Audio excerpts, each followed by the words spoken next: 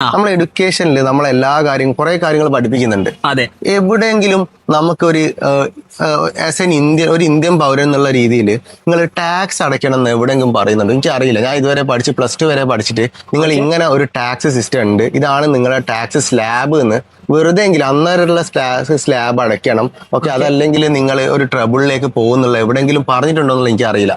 കാരണം എനിക്ക് ഒരു ടാക്സ് ഓർമ്മയിലില്ല, ഞാൻ പഠിച്ചു കാര്യമായിട്ട് ഞാനും ഇനിയിപ്പോ ചിലപ്പോ ഏതെങ്കിലും ഭാഗത്ത് ബ്രഷ് ഓഫ് ചെയ്ത് പോയിട്ടുണ്ടാവും, ചിലപ്പോ അങ്ങനെ പോയിട്ടുണ്ടാവും, ജസ്റ്റ് അങ്ങോട്ട് പോയിട്ടുണ്ടാവും. അത് ശരിക്കും എല്ലാരെയും ഒന്ന് എഡ്യൂക്കേറ്റ് ചെയ്യണം എന്ന് എനിക്ക് ഏടെങ്കിലും ഒന്ന് പറയണമെന്നുണ്ടായിരുന്നു. ഓക്കെ, കാരണം എനിക്ക് അന്നപ്പം ഒരു 2 കൊല്ലം കഴിഞ്ഞിട്ടാണ് ഞാൻ റിയലൈസ് ചെയ്യുന്നത് ഇന്ത്യയിൽ ഇങ്ങനെ ഒരു ടാക്സ് നമ്മൾ അടയ്ക്കണം. ഓക്കെ, ഇൻകം വരുന്ന ആളുകൾ ടാക്സ് അടയ്ക്കണം. ഇന്ത്യയിൽ ഓൺലി ഇതിന്റെ ഒരു വേറെ കേസ് എന്താ, ഇന്ത്യയിൽ 2%, ഞാൻ ഇപ്പൊ കണക്കേടോ കണ്ടതാണ്, 2-3% ആളുകൾ മാത്രമാണ് ടാക്സ് അടയ്ക്കുന്നുള്ളൂ. അതിൽ നല്ല നമ്പറും അത്യാവശ്യം നല്ല ജോബ് കാര്യങ്ങളുള്ള ആളുകളാണ്. സോ നമ്മൾ ഒരു ആസ് എ കോമൺ മാൻ നമ്മൾ വളർന്നു വരുന്ന നേരം നമ്മളെ ചുറ്റിലും ആൾക്കാർ നോക്കുന്ന നേരം എത്ര ആൾക്കാർ IT റിട്ടേൺ ഫയൽ ചെയ്യുന്നുണ്ടെന്നുള്ള നമുക്ക് അറിയില്ല. ആരെങ്കിലും ഒരാൾ അതിനെപ്പറ്റി സംസാരിക്കുന്ന കേൾക്കുന്നവരാണ് നമ്മൾ ഇങ്ങനെ ഒരു സംഭവം അറിയുന്നത്. ഒന്ന് നമ്മളെ നാട്ടിൻ പുറത്തേക്ക് നോക്കിയിട്ട് തന്നെ ടാക്സ് അടയ്ക്കുക, ITR ഫെയിൽ ചെയ്യാന്ന് ചോദിച്ചിട്ടുണ്ടെങ്കിൽ എത്ര ആൾക്ക് അറിയാന്നുള്ളത്. കറക്റ്റ്, നമ്മളൊക്കെ വരുന്നത് വളരെ റിമോട്ട് വില്ലേജസ് ആണ്. പിന്നെ ആക്ച്വലി ഞാൻ അങ്ങനെല്ലാം കൺസേൺ ആവാൻ തുടങ്ങി.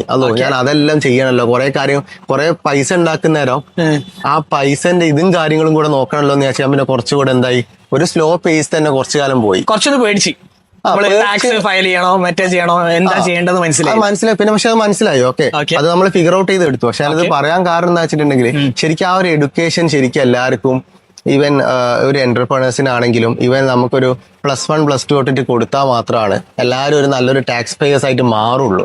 കറക്റ്റ്, മീൻസ് ഈ ടാക്സ് പേയർ പറയുമ്പോൾ ഈവൻ ഫൈനാൻഷ്യലി ഒന്നും ഡിസ്കസ് ചെയ്യുന്നില്ല എന്നുള്ളതാണ് ഞാൻ മനസ്സിലാക്കുന്നത്. സ്കൂളിലും കോളേജസിലൊന്നും ഫൈനാൻഷ്യൽ എഡ്യൂക്കേഷൻ വളരെ ലിമിറ്റഡ് ആണ്. ശരിക്കും നമ്മൾ പിന്നെ ജസ്റ്റ് ഏൺ ചെയ്താൽ പോരാ, we have to invest that money. ആ പൈസനോട് എങ്ങനെ കൂടുതൽ പൈസ ഉണ്ടാക്കാം എന്നുള്ളതാണ് നമ്മൾ. ഇതൊന്നും എവിടെയും എന്റെ എഡ്യൂക്കേഷൻ സിസ്റ്റത്തിൽ ഇതുവരെ ഞാൻ പഠിച്ചിട്ടില്ല.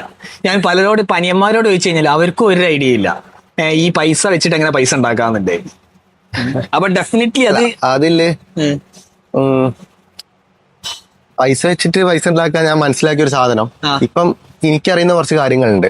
ഓക്കെ, എനിക്ക് ആ കാര്യങ്ങൾ വെച്ചിട്ടാണ് എനിക്ക് ആക്ച്വലി ഇപ്പൊ നിങ്ങള് ഷാൻ ഇപ്പൊ എനിക്ക് വന്നിട്ട് ഒരു 1 മില്യൺ തന്നാലും ആ 1 മില്യൺ എനിക്ക് ഇഞ്ച ഐഡിയയിൽ വെച്ചിട്ട് എനിക്ക് ചെയ്യാൻ പറ്റും. ബിഫോർ ദാറ്റ് എനിക്കൊരു ഐഡിയ ഇല്ല. കറക്റ്റ്. ഓക്കെ, നമ്മളിപ്പം ഞാൻ മനസ്സിലാക്കി നമ്മൾ എന്തെങ്കിലും ഒരു കാര്യം പഠിക്കണം. ഓക്കെ, ലൈക്ക് അതിപ്പോ എങ്ങനെ പറയേണ്ടതെന്ന് വെച്ചിട്ടുണ്ടെങ്കിൽ പഠിക്കണം എന്ന് പറഞ്ഞു കഴിഞ്ഞാല് പിന്നെ നമുക്ക് അറിയണം അത് അങ്ങനെ ഒരു സാധനം ഉണ്ട് എന്ന് അറിഞ്ഞാലല്ലേ നമുക്ക് ചെയ്യാൻ പറ്റുള്ളൂ. അത് അറിഞ്ഞിട്ടില്ല. ഞാൻ എനിക്ക് വന്ന് എന്റെ 30-ാം വയസ്സ് വരെ 13-ാം വയസ്സിൽ നിങ്ങൾ എനിക്ക് വന്നിട്ട് ഒരു 1 മില്യൺ തന്നിട്ട് ജസീലെ 2013 അടുത്ത് വന്നിട്ട് പറഞ്ഞു ജസീലെ 1 മില്യൺ തരാം, നീ എന്താ ചെയ്യുന്ന പറഞ്ഞാൽ എനിക്കൊന്നും ചെയ്യാനില്ല. കറക്റ്റ്. നേരെ മറിച്ചിട്ട് 2014 നിങ്ങൾ 1 മില്യൺ തന്നാലും ഞാൻ പറയും എനിക്ക് 1 മില്യൺ കൊണ്ട് എനിക്കൊന്നും ചെയ്യാനില്ല, എനിക്കൊരു 10,000 രൂപ എന്നേക്കെന്ന് പറയും ചിലപ്പോൾ. കാരണം എനിക്ക് അന്നപ്പം കുറച്ച് ഡൊമൈൻ പർച്ചേസ് ചെയ്യാനും കുറച്ച് അതും ഇതുവേ ഉള്ളൂ. അതെ, കറക്റ്റ്. ഓക്കെ, അപ്പൊ നമ്മള് coming back to the discussion, നമ്മൾ ഡിസ്കസ് ചെയ്തത് കോളേജ് കഴിഞ്ഞതിന് മുമ്പ് ഏകദേശം 6 to 7 lakhs you are making in profit in a month. Okay, അപ്പൊ ടാക്സിന്റെ ഇതൊക്കെ വന്നു. അപ്പൊ ചെറുതായിട്ട് ഒന്നും വന്നിട്ടില്ല. ഓക്കെ, നമ്മളത് അറിയാണ്. അതായത് അതിന്റെ ഒരു ഫിയർ അല്ലെങ്കിൽ ഫിയർ എന്ന് പറയാം, നമ്മൾ ഇതൊക്കെ കൺസേൺ ചെയ്യണല്ലോ, നമ്മളിപ്പോ കൂടുതൽ പൈസ ഉണ്ടാക്കുന്ന ഇതെല്ലാം നോക്കണല്ലോ, അതൊരു ഫ്രഷ് സാധനമായിരുന്നു എനിക്ക്. അതെ, കറക്റ്റ്. പിന്നെ ആക്ച്വലി അതിന്റെ കാര്യങ്ങളൊക്കെ പഠിച്ച് പിന്നെ ആ ഒരു ഞാൻ പറഞ്ഞല്ലോ നമ്മളൊരു പേസ് വളരെ സ്ലോ ആയിട്ടാണ് കൊണ്ടുപോയത്. ഭയങ്കരമായിട്ട് സ്കെയിൽ ചെയ്യണമെന്നോ അല്ലെങ്കിൽ കുറെ ആളുകൾ നമ്മൾ ഒന്നിച്ചിട്ട് വർക്ക് ചെയ്യണമെന്നോ ആ രീതിയിലുള്ള ഒരു ടൈപ്പ് അല്ലായിരുന്നു. ഞാൻ മാക്സിമം ഒറ്റയ്ക്ക് തന്നെ, ലൈക്ക് ഈവൻ അപ്സ് ഉണ്ടായാലും ഡൗൺ ഉണ്ടായാലും നമുക്ക് ആരെയും നോക്കണ്ടേ, സ്വന്തം കാര്യം.